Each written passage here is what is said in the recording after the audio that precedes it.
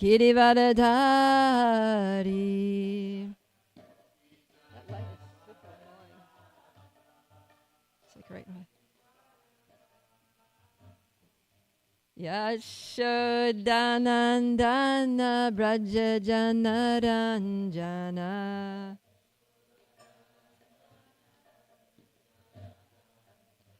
Yashodanandana Braja Janaranjana.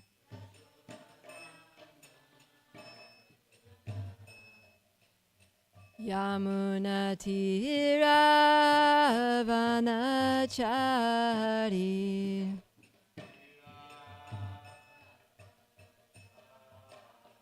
Yamuna Tira Vanachari.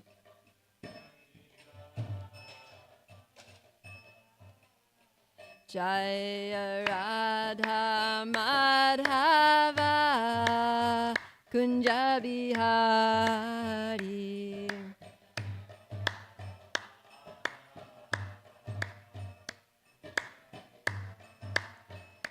Jaya Prabhupada, Prabhupada, Prabhupada, Srila Prabhupada.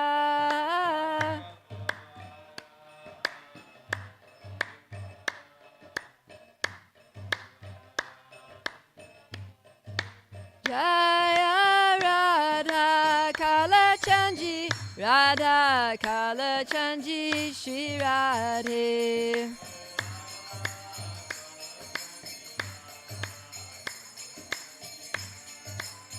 Nitya Gora Haribo, Haribo, Haribo, Gora Haribo.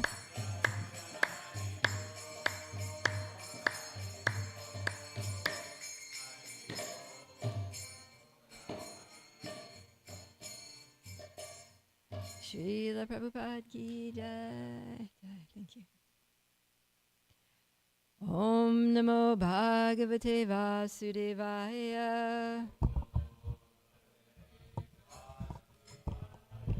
Om Namo Bhagavate Vasudevaya. Om Namo Bhagavate Vasudevaya. Narayana Namaskritya Naram Chaiva Narottamam Devim Sarasvatim Vyasam Tato Jayamudirayat Nashta Prayeshu Abhadreshu Nityam Bhagavata Sevaya Bhagavati Uttama Shloke Bhaktir Bhavati Naishtiki Om Ajnana Timirandasya Gyananjana Shalakaya Chakshurum militanyena tasmai Shri Guruve Namaha. Jai. Welcome everyone to this morning's Srimad Bhagavatam class. I was just, it was so close, I literally could have cried. Thinking that we're not going to see Radha Kalachanji for another 23 hours. But it's going to open at from 7 to 7:15 every morning, right? No? Oh, really? Oh, Krishna. Okay. Maybe we had good reason to cry then. Anyways, we'll be in separation, Vipralambha Bhava until Sunday. All right. Okay, so we will take shelter of Srimad Bhagavatam in the separation of Krishna. Like the sages and acharyas do. So we're reading from Srimad Bhagavatam, Canto 10, starting chapter 9. It's a very wonderful chapter. Mother Yashoda binds Lord Krishna. And we'll be covering texts 1 to 6 today.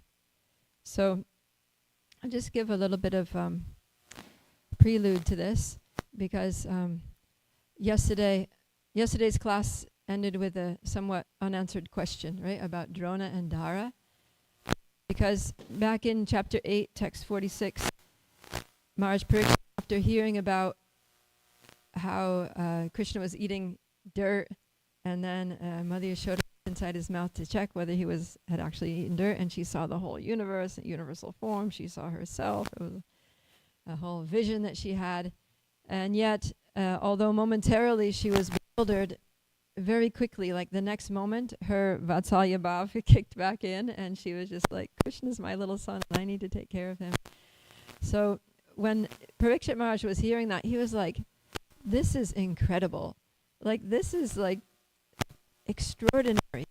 And then he asked the question, what did Mother Yashoda do to attain this position of loving Krishna with so much intensity that even after seeing the universal form of Krishna, she's totally unaffected by his majesty and his opulence and his godhood, and she still is thinking that she needs to take care of this helpless baby. He's thinking, this is like, I don't understand this. Please explain. What did she do to come to this position?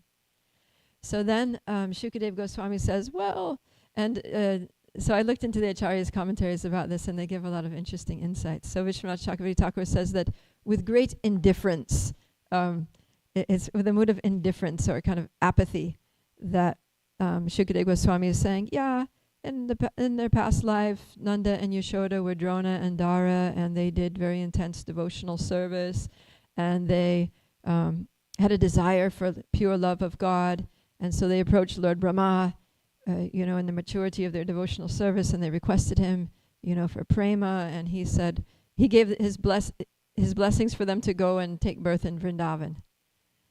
So ostensibly, according to that explanation, it seems that that's how Mother Yashoda became Mother Yashoda, is that she did intense devotional service, sadhana bhakti in her past life, and then so she got elevated to this position. So Shukadev is explaining this way, and Parikshit is just like, really? Like, really? By sadhana? By just, or by the blessings of a demigod you get this? But like, no. So he's like, I don't accept this. I don't believe that this is the full answer. So both Vishwanath Chakravarti Thakur and Sanatana Goswami say that, yes, this was not the real answer.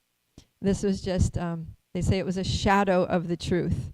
And that the complete truth, the whole truth, and nothing but the truth is going to be given in chapter 9, which is the chapter that we're starting now. So now we're going to hear the real answer to the question. And so then why did Shukadev Goswami give this partial answer? We see that he does it, this is not the only time he does it, but he also does it in the beginning of chapter 6 after describing the hellish planets, and Parikshit says, well, but how can people be saved from hell? And then Shukadev says, there are processes of atonement that, before the end of your life, if you engage in these atonement rituals, then you can counteract your sinful activities, and, you can you can save yourself from hell.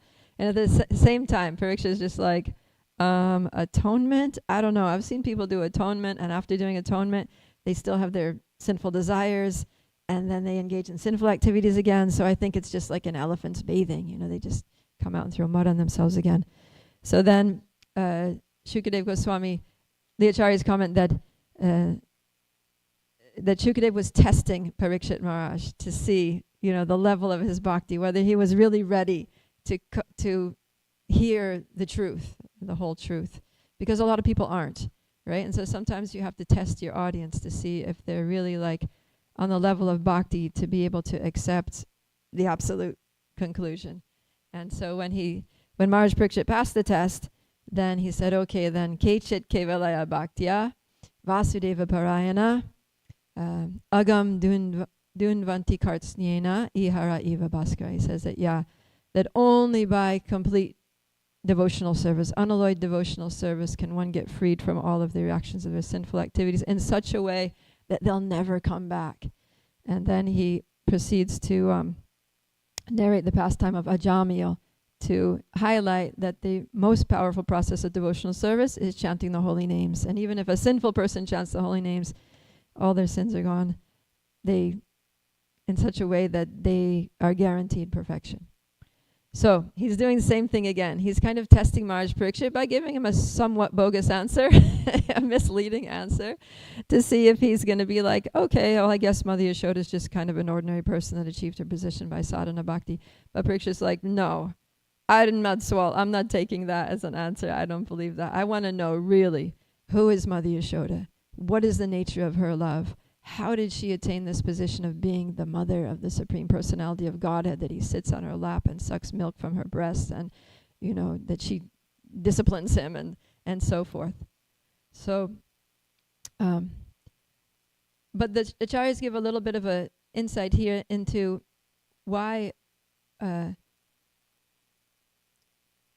often in Krishna's pastimes there's this aspect of getting the blessings of a demigod to achieve something that the person doesn't need the blessings of the demigod to achieve, right? So the eternal parents of Krishna don't need the blessings of Lord Brahma to become the eternal parents of Krishna. But Krishna likes to fulfill the desires of his devotees, and we see that sometimes demigods give blessings for things like Brahma gave the blessings to Hiranyakashipu to, be quasi-immortal, and Lord Nrsingadev upheld those conditions, right? And even when Krishna is born, Nandaraj calls the Brahmins to come bless my son. And they come and they bless Krishna. So Krishna doesn't need the blessings of the Brahmins, but he likes that. He works according to that culture. So in the same way, he makes it look like his parents need to be blessed by Lord Brahma to become his parents. And he fulfills that. He upholds the benedictions given by his devotees, like Lord Brahma. So Lord Brahma blesses them to go to Vrindavan. And so what happens at that time, both Vishwanath Chakravarti Thakur and Sanatana Goswami agree on this in their commentaries, is that Drona and Dara, who are expansions of the original Nanda and Yashoda, entered into the forms of Nanda and Yashoda. So, so this sometimes happens. We see in Chaitanya Leela that there can be multiple personalities within the personhood of a devotee, right? Like in Advaita Acharya, there's Sadashiva and Mahavishnu. Or within the personality of Haridas Thakur, there's Lord Brahma and Prahlad. So sometimes this happens. These are inconceivable to us, but these things are going on. So like that, Drona and Dara enter into Mother Yashoda. Also another good example of this in Krishna Leela is Pradyumna, Krishna's son Pradyumna, who is also Cupid. But Cupid is a partial expansion of Pradyumna, who enters into the body of Pradyumna when he takes birth and when he appears as Krishna's son, who he is eternally. But then there's a whole pastime of how he gets captured in the belly of a fish, and then he comes out, and then Mayavati, who is the eternal consort of... anyways, it's a whole long story. We heard this recently. But it just goes to show that there can be partial expansions within the original source of the expansions in the same body, transcendental body.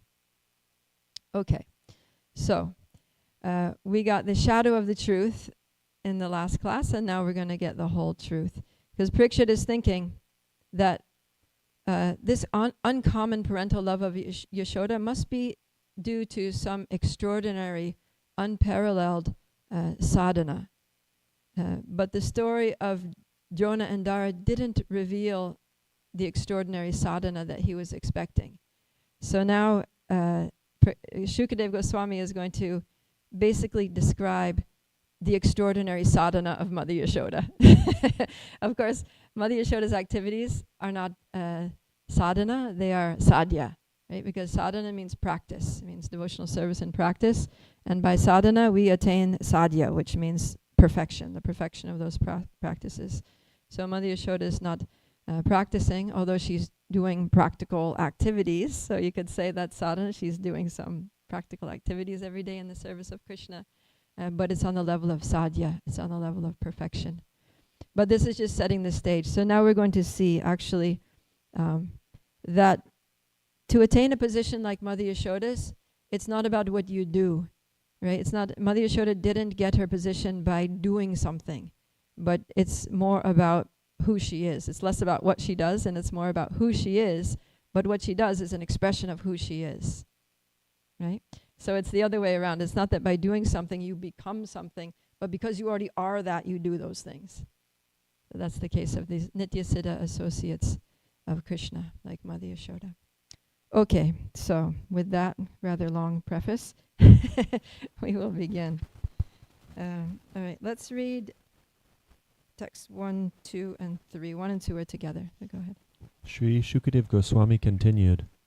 One day when Mother Yashoda saw that all the maidservants were engaged in other household affairs, she personally began to churn the yogurt.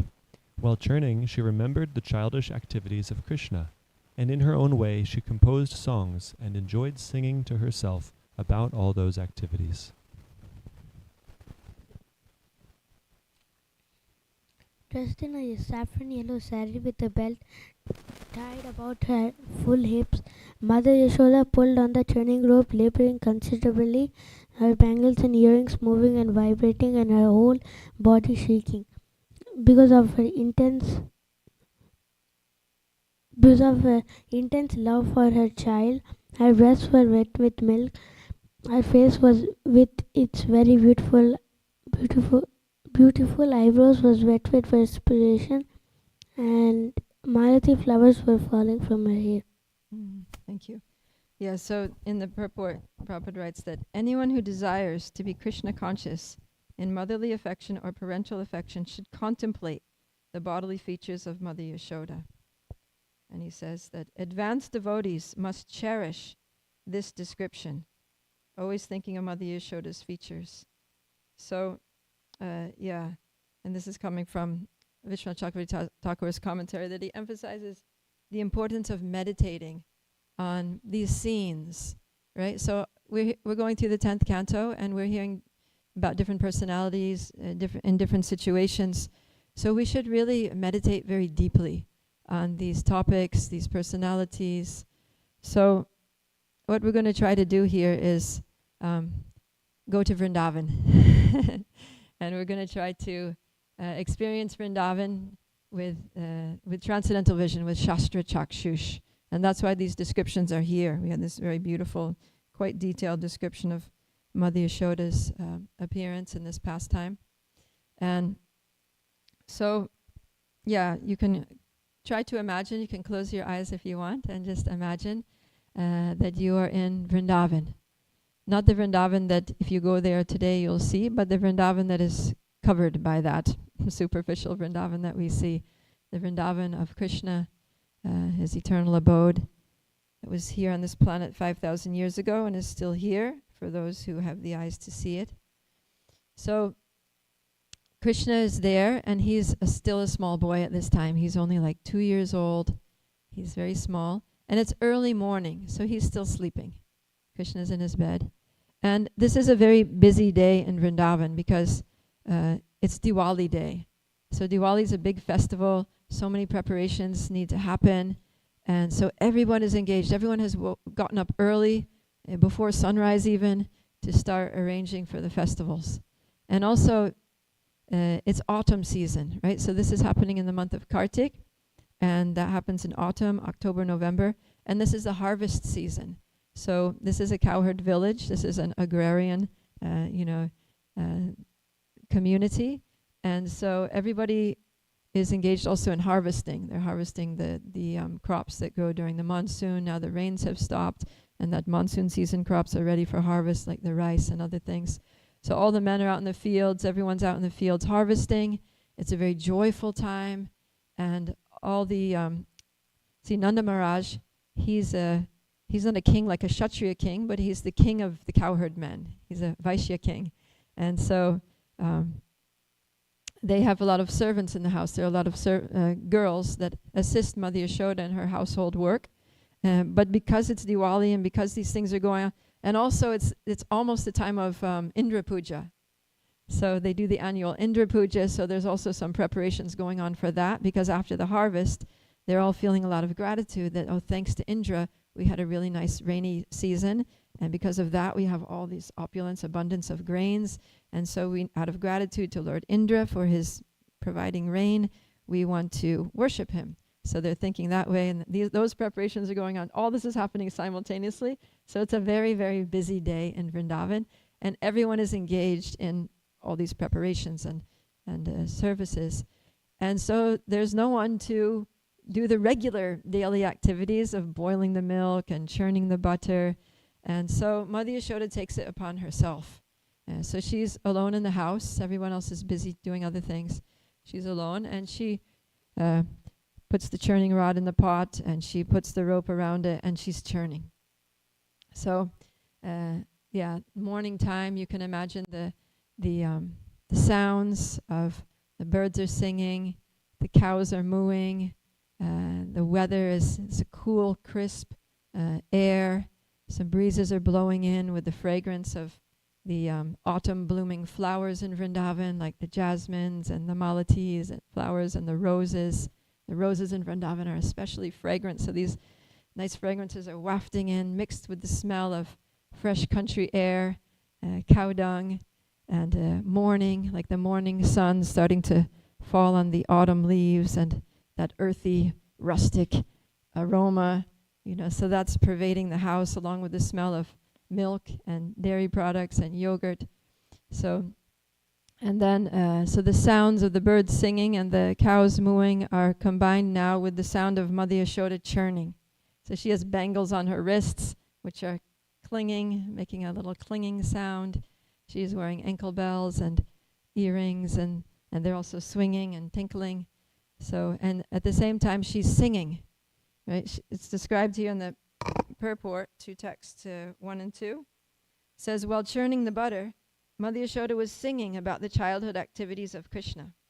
It was formerly a custom that if one wanted to remember something constantly, he would transform it into poetry or have this done by a professional poet. It appears that Mother Yashoda did not want to forget Krishna's activities at any time. Therefore, she poeticized all of Krishna's childhood activities, such as the killing of Putana, Agasura, Shakatasura, and Trinavarta. And while churning the butter, she sang about these activities in poetical form. This should be the practice of persons eager to remain Krishna conscious 24 hours a day. This incident shows how Krishna conscious Mother Yashoda was. To stay in Krishna consciousness, we should follow such persons. So she's churning and she's singing. So she's singing all these sweet songs with her voice laden with love, with affection for her beloved Krishna. And she's in a deep, deep meditation.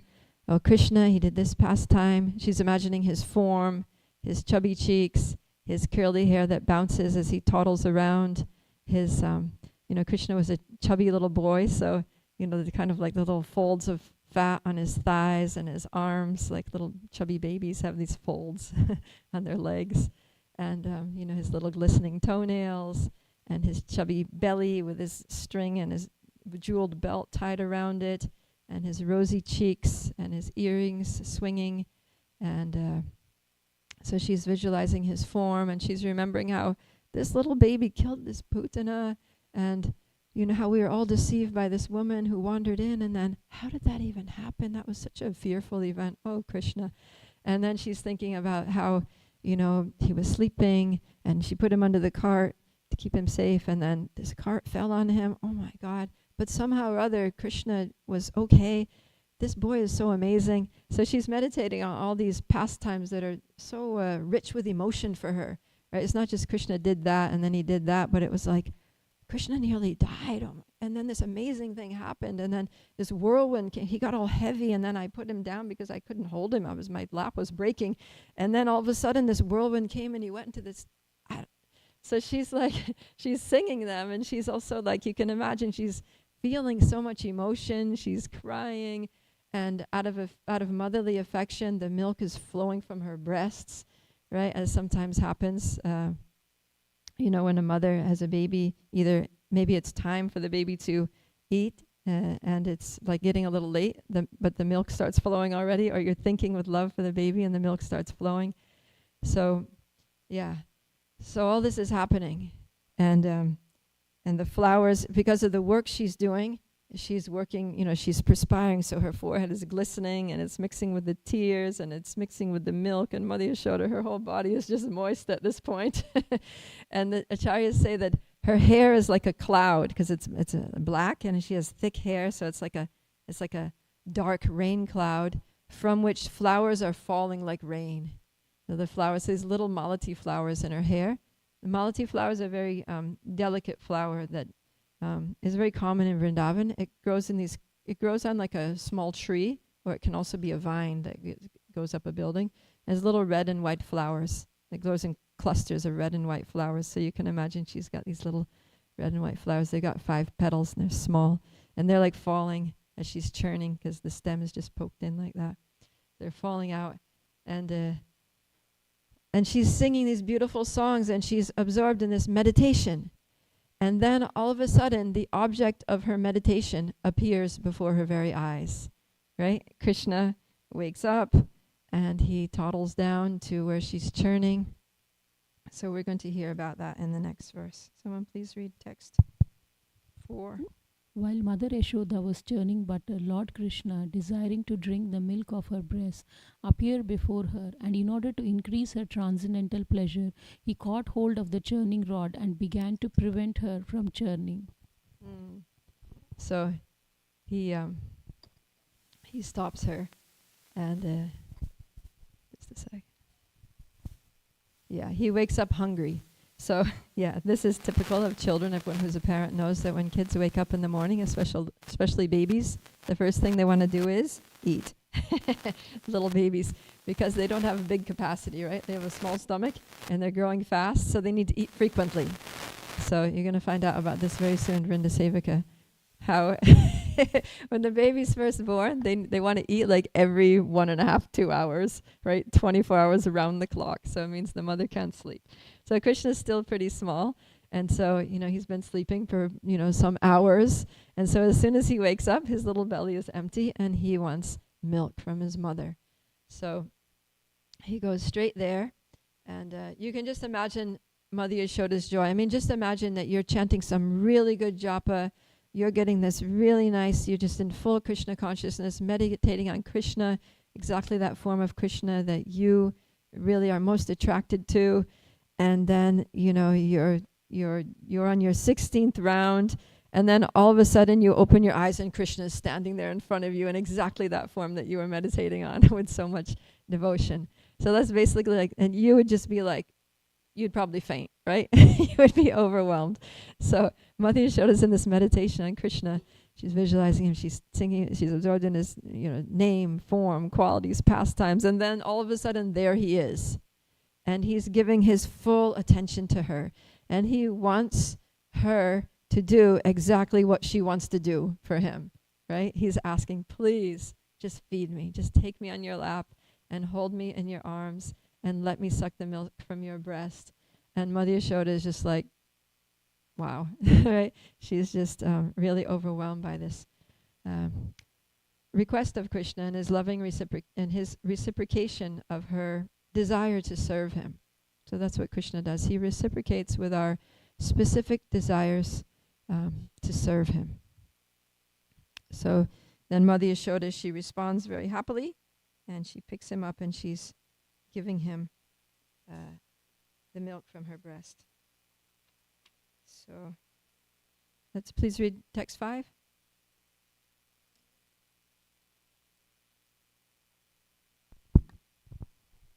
Mother Yasoda then embraced Krishna, allowed him to sit down on her lap, and began to look upon the face of the Lord with great love and affection.